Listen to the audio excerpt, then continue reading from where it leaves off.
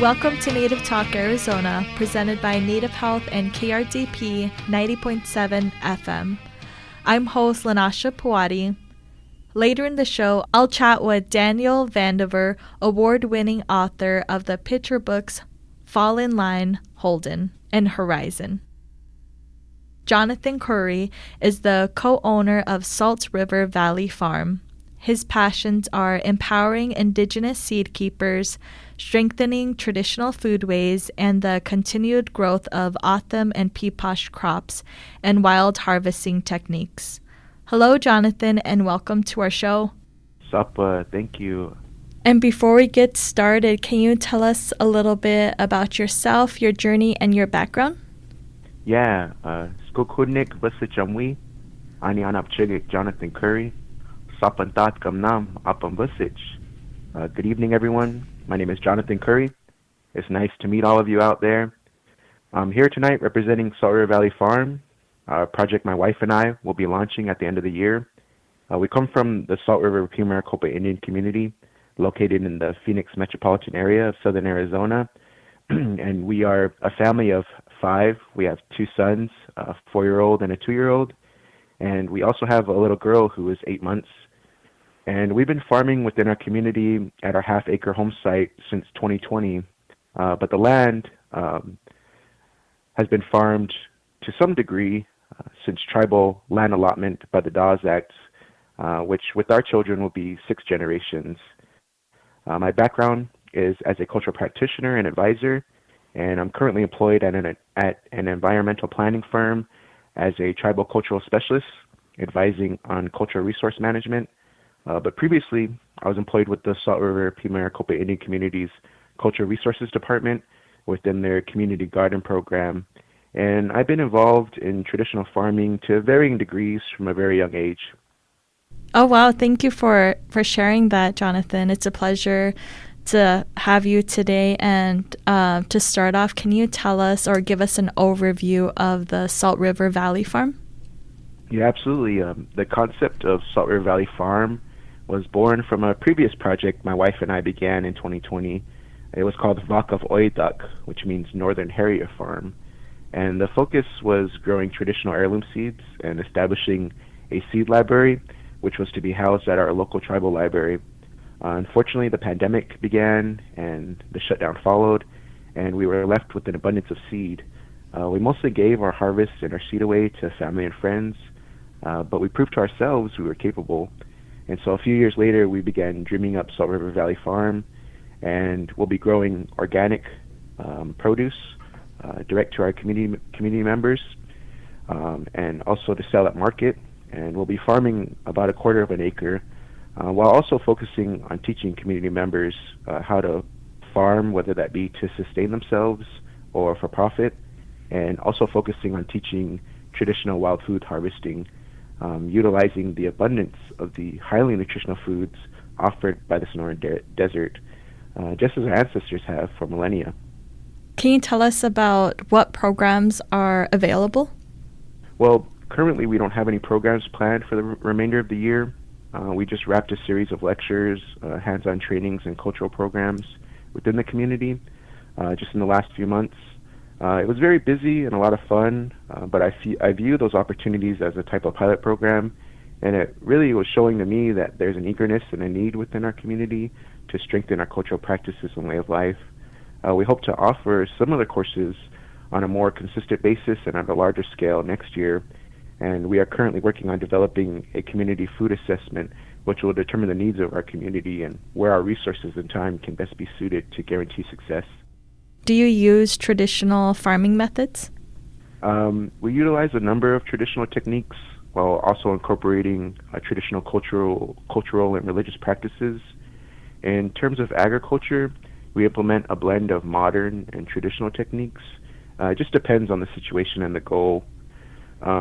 Also, the size of the section of land we're preparing has its limitations and requirements. In terms of traditional foraging, the majority of the harvesting and processing techniques are completely traditional, with some modern aspects mixed in as well. And what crops are you currently growing? Currently, we are working to further establish our seed bank, and so we're growing a number of heirloom crops such as corn, various beans, squash, amaranth, sunflowers, devil's claws, various summer greens and herbs. We are also working with Nate Kleiman of the Experimental Farm Network, which is a plant breeding collective based in Philadelphia on the East Coast. They also offer a seed catalog open to the public. But their mission is something that really resonates with us, and together we've decided to focus on crops not only native to our region here in the Southwest, but also crop varieties originally from hot and arid regions around the world, particularly seeds from countries affected by war and violence, such as Palestine, Sudan, Iraq, Iran, Lebanon, Cameroon. We are really excited with this opportunity, and we hope to build a long-lasting, mutually beneficial relationship. We also look forward to incorporating seed farming more at a larger scale into the future. We would even really love to get into growing wild native plants for seed to use in environmental restoration work. And can the community get involved? If so, like who can participate and receive your harvest? We can always use a hand around here, and we are always willing to share.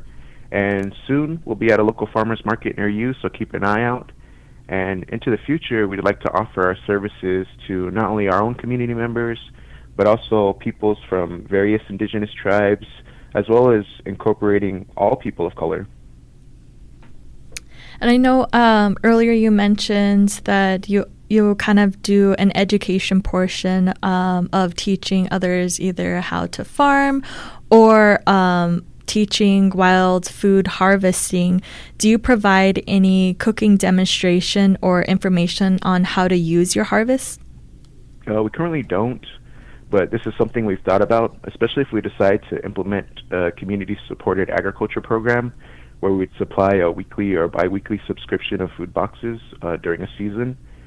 We definitely want folks to understand the nutritional value of our products, but also how to prepare our harvest for their families. And so the possibility of such a program will depend on the outcome of the community food assessment I mentioned earlier. Now that you guys have your own farm, what are your day-to-day or weekly duties as a farmer? It depends on the time of season we're in. For example, right now we've been doing a lot of planting, and I always encourage people to imagine these plants as their own children, especially when they're young sprouts. And so they may need some extra care or a watchful eye to protect them from pests and predators. Right now, our small in-ground beds have had some issues with rabbits and squirrels. And so I'm out there periodically through the night keeping an eye on the seedlings. Even as plants mature and fruit, we'll have to keep an eye on them because coyotes and dogs like to get into our garden and eat the melons and the squash. And how has your cultural identity kind of shaped who you are today, and has it impacted your career this far? It's had a huge impact on my life and my life path.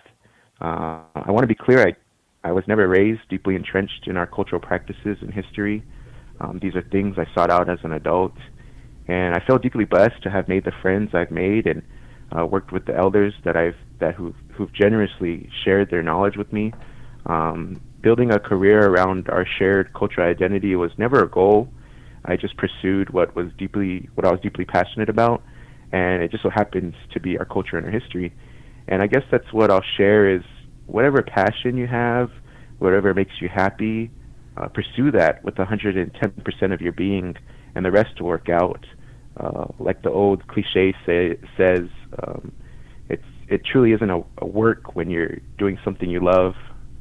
And has there been any challenges this far as starting your own farm? Definitely building capital is a challenge that we're facing. We've applied for a number of grants that have successfully gone through, and we're always on the watch for grants. But building capital would definitely be one that's preventing us from fully operating at a level we'd like to. But it's just something that will take more time than we have patience for, I guess. And I know you mentioned that you're your programming had just in, is there a specific time of the year that individuals could maybe reach out to you who are interested in joining your programs for your next one? It just depends. That's the beautiful thing about living in Arizona is we can grow year round, and so there aren't really any breaks. So we plan to have spring fields, summer fields, but also fall and winter fields. But particularly when we talk about wild food harvesting, that's usually something that starts in the beginning of spring. And so just as it starts to heat up, it usually opens up with the harvesting of the buckhorn cholla, the cholla cactus, and we'll harvest the buds. And then that further leads into harvesting wild berries and mesquite beans and prickly pears and the fruit of the saguaro cactus. It's really, that's the time of abundance in the desert as things start to heat up. And so that would probably be the best time to get a hold of us. But generally, any time of the year, we'll be able to offer some sort of service if that's what the interest is. Okay, yeah, I know earlier you mentioned that you do some education behind like teaching how to farm. So what advice would you have for individuals who maybe don't have background experience in farming? What advice would you give them if they wanted to go into farming or start their own field? Well, it's an interesting thing that, farming is deeply ingrained in our memory and in our DNA as indigenous people of the Southwest. And I truly believe that our ancestral seeds and the way of life is a sustainable alternative to the path of destruction that the world seems to be taking. Our ancestors have worked the land, domesticated seed, and discovered ingenious techniques of survival, which was brutally turned on its head because of colonization. But I encourage all indigenous folks to support our traditional ways of life. I also recommend building a strong support system around you, family, friends, and knowledgeable people within that given field to help guide you. I would also recommend doing lots of homework and understanding where you're going and exactly how you're going to build it or get there. And of course, I'll say, protect your happiness and your mental health and find that balance to prevent burnout and the building of resentment.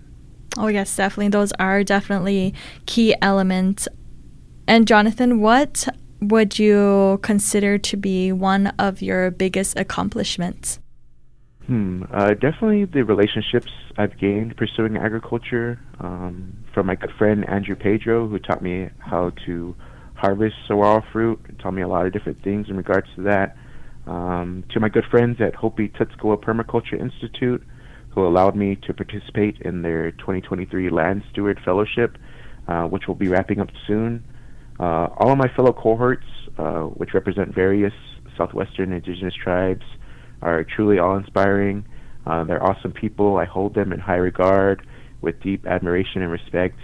And it's truly beautiful to see across the Southwest groups and collectives like ours reestablishing and building these strong, long-lasting relationships, similar to how our ancestors kind of restoring these extensive trade routes across our lands and sharing in culture, ideas, seeds, and knowledge.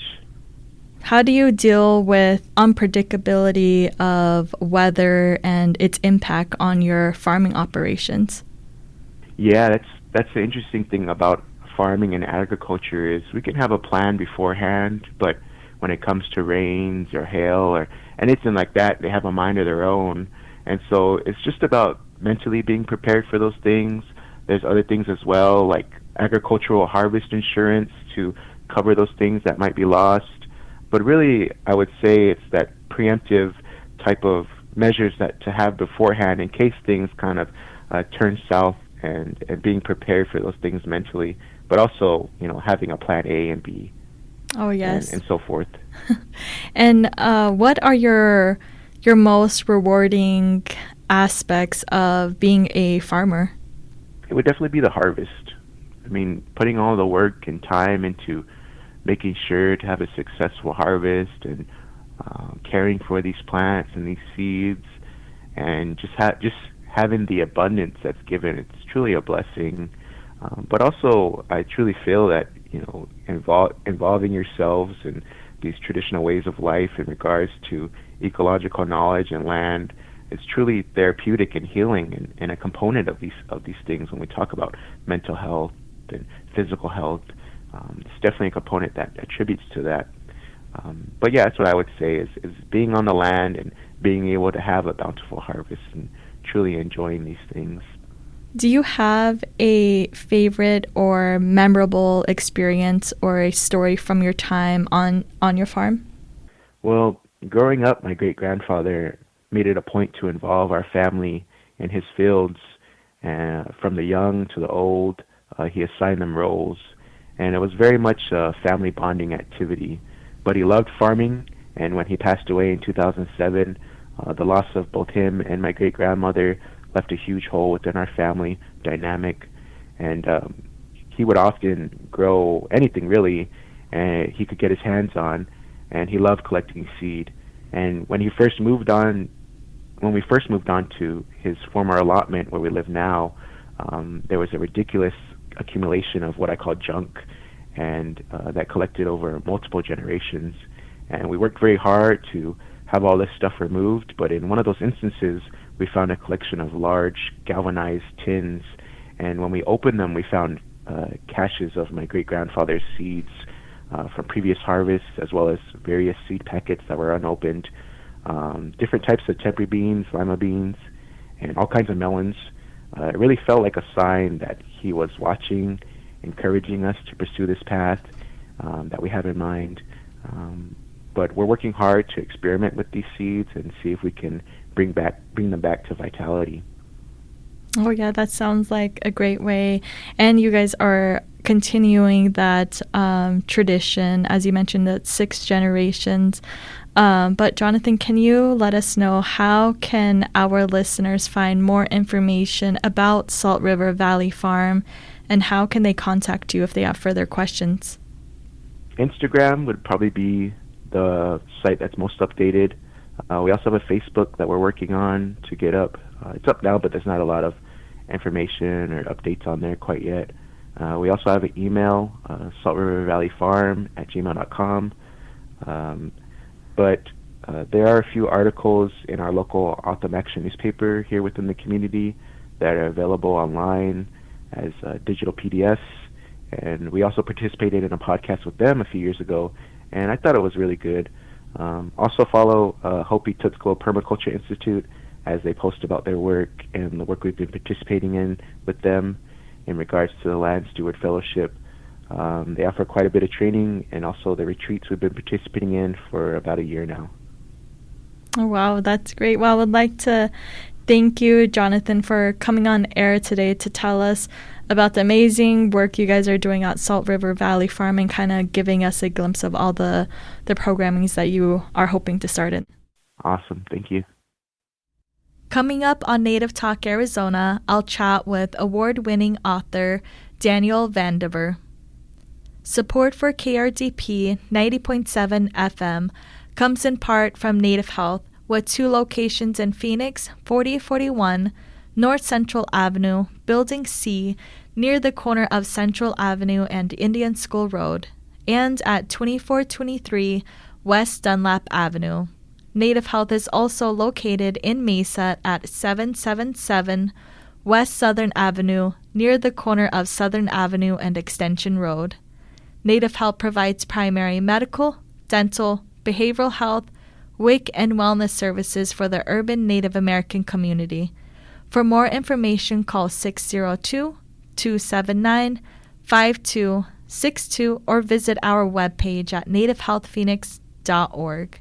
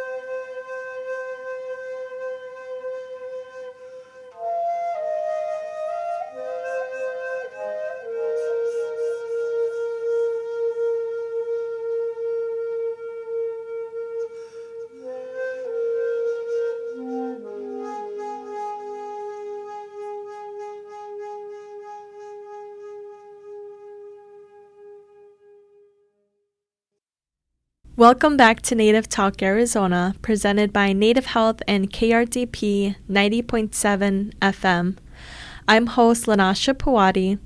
Daniel Vandever is an award-winning author and the CEO of South of Sunrise Creative. His debut picture book, Fall in Line, Holden, is a 2018 honor book for the American Indian Youth Literature Award. His follow-up picture book, Herizon, was recognized as the best picture book of 2022 by the American Indian Library Association. Hello, Daniel, and welcome to our show. Hey, thank you. It's nice to be here. Absolutely. And before we get started, can you tell us a little bit about yourself? My name is Daniel Vandever, Irish in Schley, Kiani Bushes Chin, Irish Dashachero Tachini Dashanella. I come from a community called Haystack, New Mexico, which is in the southeast portion of the Navajo Nation. But today I'm residing in Tucson, Arizona, is where I'm living. I'm most known, I guess, as being a children's book author, having published 2 picture books and releasing another one here in the coming month. But I also have a long history of working in education, both higher education and working within community-based organizations that work in education as well. So I think a lot of what I do is community-based, not only in the work I provide, but also in the stories I tell, which has been the purpose, I think, of my journey thus far. Oh, great. Thank you for sharing that, Daniel. And at the beginning, you did mention that you have a new book that you're going to be releasing soon. Can you tell us more about your new book? Yes, I'm actually going to be releasing an early reader as part of Scholastic's Own Voices series. And basically what that is a collection of 10 books featuring children and families from various cultural heritages that really, I think, provides understanding and insight to different cultures and experiences across the nation. And part of that collection is my new story, which is titled Behind Every Rug. It's a story about a girl who is tasked with bringing something from home that represents who she is, and in that process, really kind of discovering herself and what makes her different, but also a lot alike from her classmates. And so I believe it's going to be released in June of this year, and it's really kind of based on my experiences growing off reservation in Florissant, Missouri, and kind of having that reservation of really expressing who you are and valuing what makes you different. And so as part of this story, it's about a girl really kind of stepping from behind a rug, which she ends up bringing, and coming into her own and realizing that being different is what makes us all unique and what really brings us all together. And so it's my first time writing an early reader. I've been producing a lot of picture books, so it was a different experience, but I think it's valuable in telling stories of different backgrounds, but then also providing means to help with literacy and helping kids read. And so there's definitely a learning experience, but also really rewarding in seeing how books are created at that level through a publisher such as Scholastic. Oh, yeah, definitely. And it's a great resource because we definitely need a lot of Indigenous early readers books. Daniel, what inspired you to write your new book, Behind Every Rug? A big part of it was just growing off reservation and having hesitation of, taking pride in where I come from, what my background is. I think in your early years, it's really about fitting in. And so when my family had moved to Middle America in my formative years, there wasn't really much space where people knew or seen what a modern Native American is and what we do and what we look like and our histories, all of those things. And so I think there was a lot of reservation in myself into taking pride into where I came from and who I am and what I represented, and it was really more about just fitting in. But I think over time and this living and finding value in yourself and in your culture, I was able to share that off reservation and see the beauty that comes from with that, and connecting cultures, meeting people from different cultures, and I think I wanted to write a story that spoke to that, and how identifying how we're all different, I think, is something that we could all experience, and I think that's the beauty in what makes up our nation, our state, our regions, and so I wanted to write a story that highlighted that experience. I think a lot of people are really navigating identity today, in who you are, and where you're from, and so if you have a story like this that helps individuals, kids, better connect with themselves, but then also others, I think that's what I wanted to do with this story.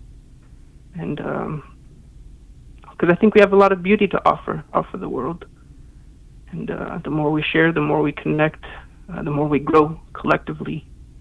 And that's why I was really fortunate that Scholastic had approached me. I think I was fortunate enough after being recognized with the American Indian Youth Literature Award in 2022 for Herizon, that my name got out there and people heard about me, and even so much where somebody as renowned as Scholastic was able to reach up and want to tell that stories. I think we're in a unique period in literature and in media, not just within books, but also across television and streaming services. You're seeing more and more representation of Native communities, Native voices, Native experiences, and I think that just contributes to a better society. And so that was really the inspiration behind this book, and it's been nice to see where it's going. Oh yes, that is definitely true. We are seeing more representation in Indigenous communities, whether it's book or media. So it is so great to kind of see that change from before. Daniel, kind of talking about your new book, Behind Every Rug, let's also talk a little bit about your 2 picture books as well, in case anybody hasn't read those ones. Can you tell us some more about Fall in Line, Holden, and also Herizon? Well, Fall in Line, Holden was published in 2017 through Salina Bookshelf, which was a story that I both wrote and illustrated. It's a story about a boy and his class who are marching through their school's corridor, and as they're passing different classrooms and events that are happening in the school, a boy's attention wanders and he falls out of line, so to speak, as his imagination interacts with this journey from class to recess, and gets him in trouble, but I think it also brings out the beauty in his imagination and how he sees the world. It's set at a boarding school, and so it does bring up and touch on histories of that. My father had went to boarding school, and hearing stories about that and seeing the importance of needing to have conversations about boarding schools and their impact on our communities today was something I wanted to get across. And that's why I had written that story. As you had mentioned, it was recognized with an honor award, the American Indian Library Association, in 2018. And so that was my first story. My second story, which I self-published, was a wordless picture book titled Herizon. And it's a story about a girl who helps her grandmother retrieve a flock of sheep, a magical scarf, to help in her journey. And so it's really about a story of the intergenerational strength of a grandmother and her granddaughter helping save a flock of sheep from approaching coyotes. And so growing up, my grandmother was a weaver. She had wove rugs and was a means of putting food on the table, sustaining my family, all of the above, and something I grew up doing, herding sheep with my cousins over summers. And so I wanted to write that story to speak about the importance and strength of, grandparents and intergenerational households, and things like weaving, which has helped sustain the Navajo people throughout time. And I wanted to write that book in honor of that and provide, a source of inspiration for my nieces and nephews. That strength is there, it's in us. And so that one, as I mentioned, was recognized for the 2022 Best Picture book by the American Indian Library Association. So been fortunate with those two stories. In addition to Behind Every Rug, I'm also aiming to self-publish another story titled We Weave, which goes further into the process of creating a rug. So hopefully by year's end, I'll have about 4 stories under my belt and see where it goes from there. I guess definitely. We're definitely looking forward to see those books as well and read those ones. So Daniel, kind of going back a little, what kind of influenced you to get into writing and illustrating? I think a lot of it started by chance. Fall in Line Holden, which was my first book, was just a project I undertook in order to create something for my nephew as a birthday gift, as opposed to purchasing something. And that's how it really started. But I think my passion behind it came when I returned to the Navajo Nation after I graduated college. I attended the University of Missouri in Columbia, and my major was in strategic communications, which is basically how do you craft a message across various forms of media or mediums in order to properly communicate it to a specific target. And I worked in advertising. Fresh out of college, I worked in a full-service advertising agency in downtown St. Louis, working for the private sector.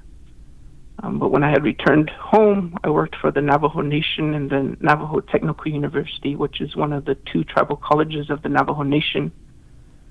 And in, I think, refining and honing my craft in strategic communications, I think it took more of a community-based approach in order to craft messages and communicate and drive people towards improving quality of life through the Navajo Nation or through education. And so I think what really influenced it was seeing the value of that. I think in today's digital world, there's so many means to be able to communicate and get across your messages and communicate what you want to do, and trying to affect change within yourself or your communities or your business, whatever it might be. But working in that setting, I realized that there's a need to being able to properly communicate to affect change. For higher ed, it was about getting people to get a higher degree so they could then work a job, put food on the table, and work our ways out of poverty and unemployment, things that are pretty high on Navajo and across the nation and in Native American communities. And so working in there, I saw the value of having that skill set and how you can impact it. I didn't start out writing books. I started writing children's books to impact retention and college readiness. I think about 2/3 of the students that were coming through Navajo Technical University had required developmental education courses, which included reading, writing, math. And when you come in needing those courses, it kind of puts you at a disadvantage. For when it's not, those courses aren't covered by Pell, so you're often paying out of pocket. It delays graduation in order to take that course and complete it before you get into your college level courses. And that really impacts a lot of people's educational journey. And that was really rampant at the university that I was working for. And so I wanted to write a children's book to address that. And so both Fall in Line Holden and Herizon and now Behind Every Rug were written for the intent of improving literacy. So when kids are able to address that at an earlier age, by the time they get to the university level, they'll be more prepared for their college coursework. And so I think just working in that environment and seeing how things are interconnected, and think if we see any light at the end of the tunnel, I think it comes through education and learning. And the driver of all that is being able to properly write, communicate, and illustrate, and use photos to get to that point. And so I think all of those things came together in order to me to create these books and fulfill the work that I do. There's value behind it. There's a need behind it. And so that's what really influenced me to pursue a career in writing and illustrating, is that it's needed and it has high impact. No, it definitely does have high impact. And kind of talking about that, why do you think it is important to encourage the youth or young readers to read and write? I think it's important to encourage the youth and young readers to read and write, and is because it's necessary. It's in everything we do.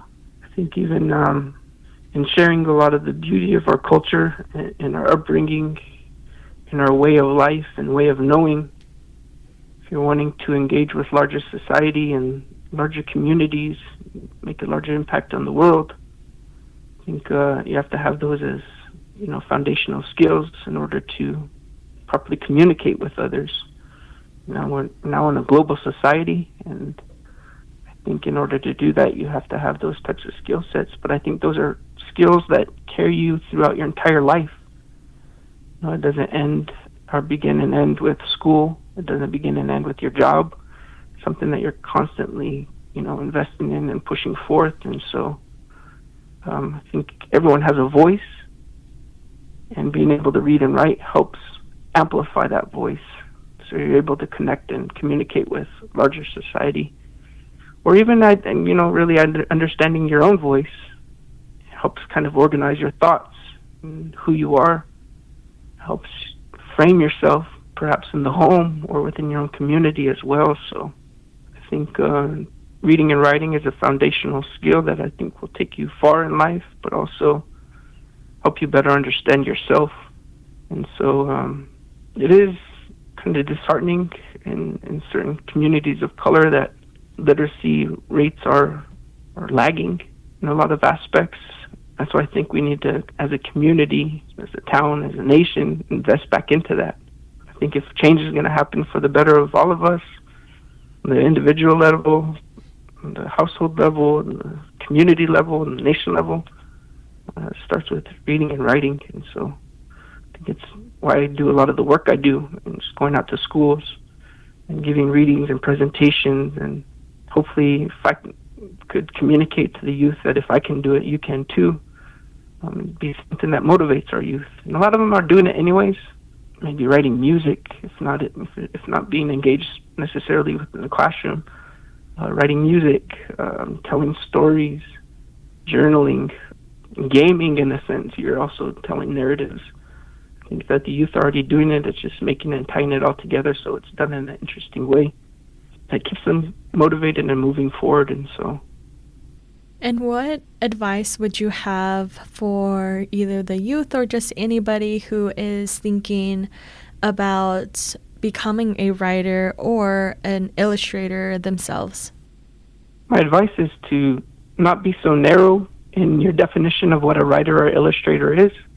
Oftentimes people might think, I'm going to be a writer, I'm going to write books. Writing is more than that, It's also, as I was mentioning, writing music. It's also writing your own narratives and comic books. It's telling stories with your family around the fire. It's all of these things that aren't necessarily writing a book. I think all of these, the more you do and the more you diversify how you define what writing is, the more you do of it and the more you refine and grow skills into finding your voice. And so my advice to the youth or anyone wanting to write is to not limit yourself. Expand your skills in a lot of different ways, whether that's getting into podcasting or, as I mentioned, writing music, or even at a point, I write grants. That's one of the big things that I do. That hones a lot of my skills sets into creating stories for kids. They all kind of tie together. It's just about honing your experiences and crafting them in a way that's enjoyable to you. And so I think don't box yourself in if you're going to be a writer. Write in as many forms and media as possible.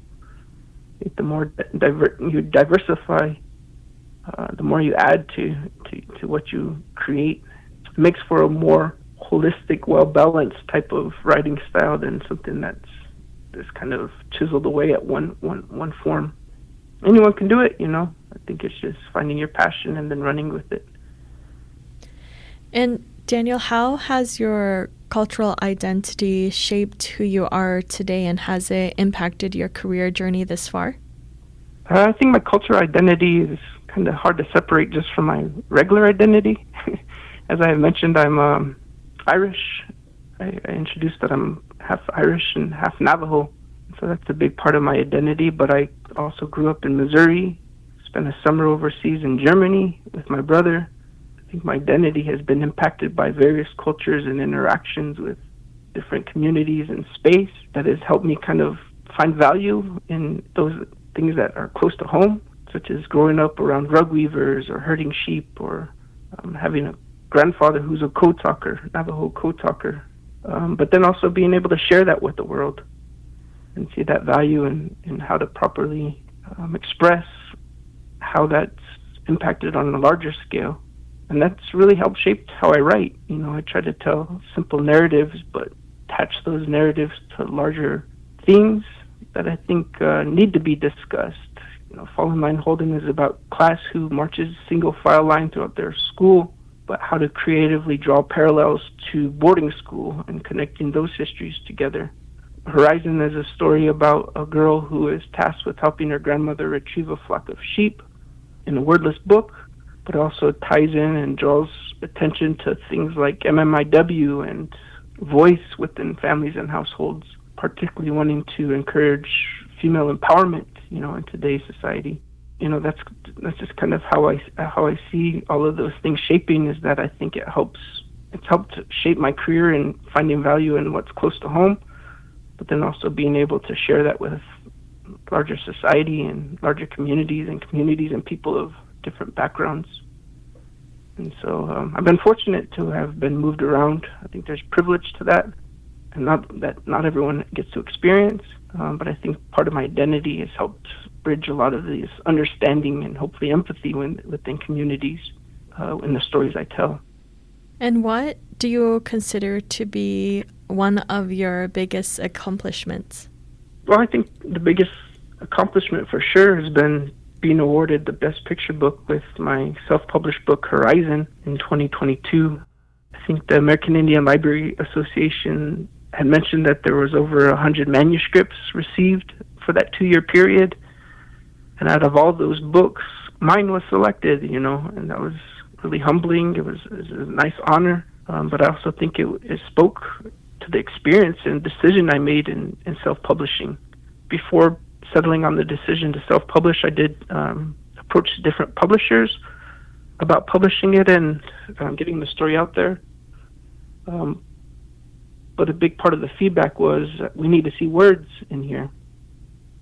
How are people going to be able to relate to Navajo culture in different states without you kind of guiding them along with the words of the story? And because I wanted to tell the story and speak to larger themes such as MMIW and having people within our communities who are voiceless, I stood firm into keeping it without words. Also because wordless books provide a lot of value towards literacy and shaping narratives and voice within our youth. And so I kind of took a risk and a gamble doing it myself. But I think that book receiving that honor kind of validated why there's a need for it within communities, and libraries are the ones who pushed it. And every time I get invited to do stories and communities invite me back for a second, I think that's where the accomplishment lies, is I write for community. I write for teachers and librarians and educators and parents who are working at improving our youth's literacy, but also their empathy for the larger world. And so I think that's where a big part of my accomplishment lies. At the end of next month, I'm going to be going to Portland, Oregon. The Multnomah County Library purchased over 1,000 books and used it as part of their summer transitional kindergarten program. So there are thousands of copies of Herizon out in the Portland area, built off of the belief and understanding of teachers and educators and librarians of what this book can do into crafting our youth into readers and preparing them for school, building empathy, all of the above. And so I think that's where the accomplishment lies, is not only seeing it receive the recognition, but then also being put to use. And it's not just sitting on a shelf, but has value. I think that's where the accomplishment is, and why I do this.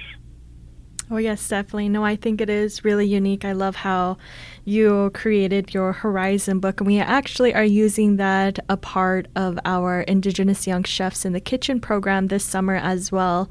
So that is in one of the weeks, and I know all the kids are going to love that. And just having a book without words and just having them be able to kind of engage a story behind the pictures is so awesome, because I know for my kids, myself, they love a book that is called The Book with No Pictures. So they love that book just because of all the context and the text that they get out of the book. So I think those two areas are very unique, and it is great to share with the kids as well. Daniel, where... And let's imagine... Oh, yeah, go ahead. Oh, I'm sorry. I was just going to say that lets the imagination roam for kids. Mm-hmm. It lets them bring in their own experiences and culture-rich experiences that they could share with their class or with their parents. Oftentimes, parents could probably be learning something from their kids and how they interpret the stories and put words or context to the story. I think there's a lot of value in that. I think sometimes we need to step aside and let our kids' creativity and imagination roam. I often say that we have a lot of problems in larger society that require outside-the-box thinking, and stories like that helps foster and nurture that type of outside-the-box thinking. And so I'm glad that you guys are using it. I'm glad that you see the value the same. I think it's a beautiful thing in how people use it, and I've been really fortunate as an author to see stories like that grow. Oh, yes, definitely. And Daniel, where can our listeners go to learn more about your books, your writings, and your upcoming book, and how can they contact you if they have further questions? Well, for my stories, the books I create, Fall in Line Holden, you can visit thelinebookshelf.com. They're the publisher of my first story.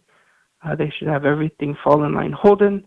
Or you can visit my website, which is www.southofsunrisecreative.com, and you could find more information about Herizon. As far as Scholastic, I believe they do have order forms available or on their website. If you were to Google Scholastic Our Voices series, you should be able to order Behind Every Rug there. And so they do have multiple set copies, single set copies. Behind Every Rug is a part of their School and Friends series, and so you should be able to find it on Scholastic's website. And of course, you could always find me on social media.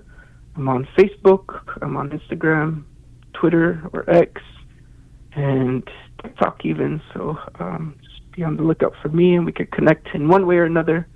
That's why I write. Perfect. Well, I would like to thank you, Daniel, for taking the time out to talk to us today to tell us the backstory about all your books that you've written and also illustrated, and telling us about your upcoming book and all of this great advice as well. No, thank you for your time. I'm very fortunate and I'm appreciative. Yeah. Thank you for listening to Native Talk Arizona, supported by Native Health and KRDP 90.7 FM. Audio editing by Javier Quiroga, and the executive producer is Susan Levy. And I'm host Lanasha Puari. We hope you tune in again next week. If you have any questions, please email us at nativetalkaz@radiophoenix.org.